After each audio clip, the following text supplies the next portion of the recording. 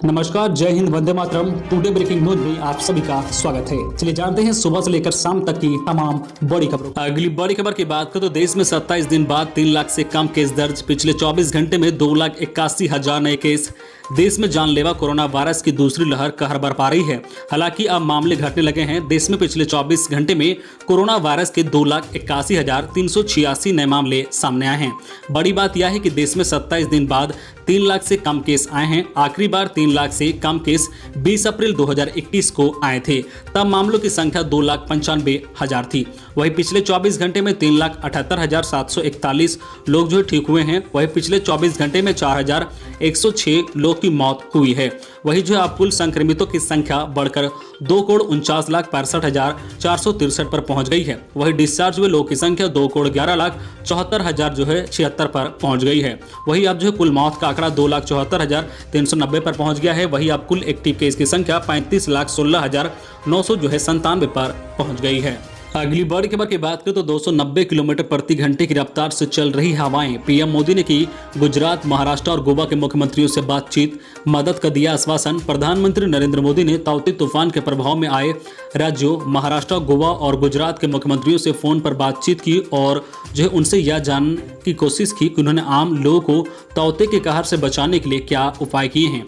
प्रधानमंत्री ने जो है दमन और जो है दीप के जो है लेफ्टिनेंट गवर्नर से भी बातचीत की और उन्होंने सभी राज्यों और केंद्र शासित प्रदेशों को यह आश्वासन दिया है कि वे मदद के लिए तैयार हैं।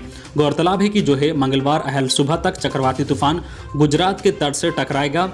इससे पहले यह तूफान महाराष्ट्र में भयंकर तबाही मचा रहा है, जिसकी वजह से पीएम मोदी ने महाराष्ट्र के मुख्यमंत्री से बातचीत की। तूफान ने जो भयंकर रूप ले लिया है और वह गुजरात की ओर से बढ़ रहा है। यही वजह है कि जो है तटीय इलाकों में 1.5 लाख लोगों को सुरक्षित स्थान पर पहुंचा दिया गया है। बताया जा रहा है कि पिछले 20 साल में यह सबसे भयंकर तूफान है जो गुजरात के तट से टकरा रहा है।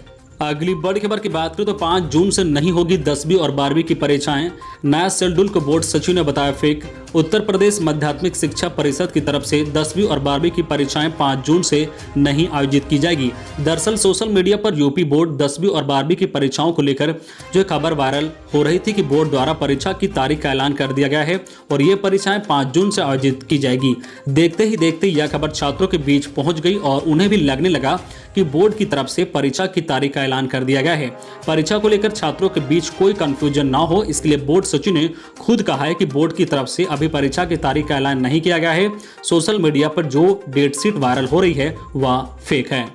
अगली बड़ी खबर की बात करें तो दिलीप ने सीएम ममता बनर्जी के खिलाफ दायर किया एफआईआर। विजय वर्गीय ने कहा कि एजेंसियों को रही है धमका।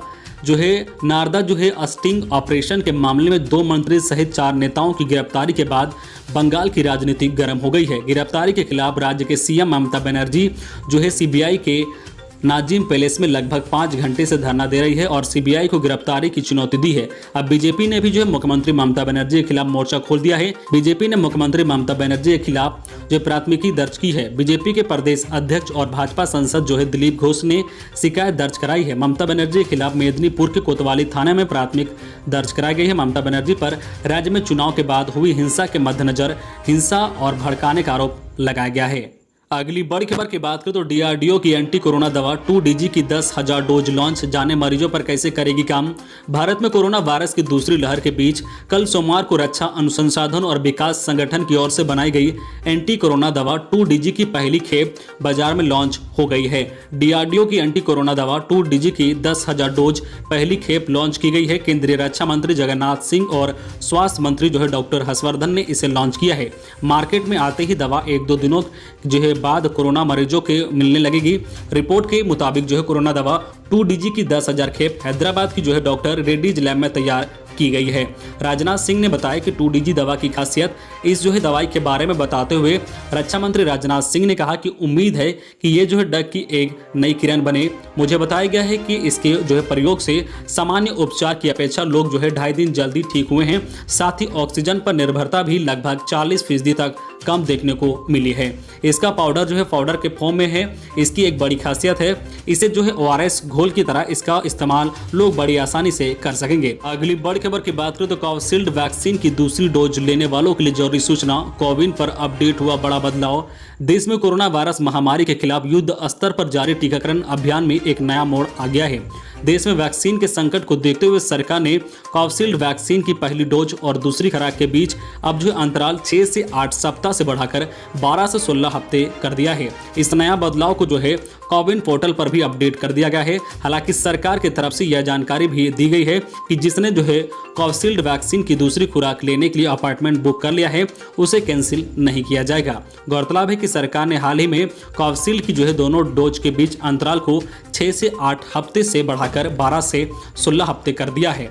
कोरोना वैक्सीन की कमी के बीच टीकाकरण पर बनाई गई राष्ट्रीय तकनीकी सलाहकार समूह ने सरकार से जो है सिफारिश की थी कि जो है कोविशील्ड टीकों की दोनों डोज के बीच अंतर को बढ़ाकर 12 से 16 सप्ताह किया जाए। केंद्र सरकार ने इस सुझाव को मानते हुए अब अमल में ला दिया है।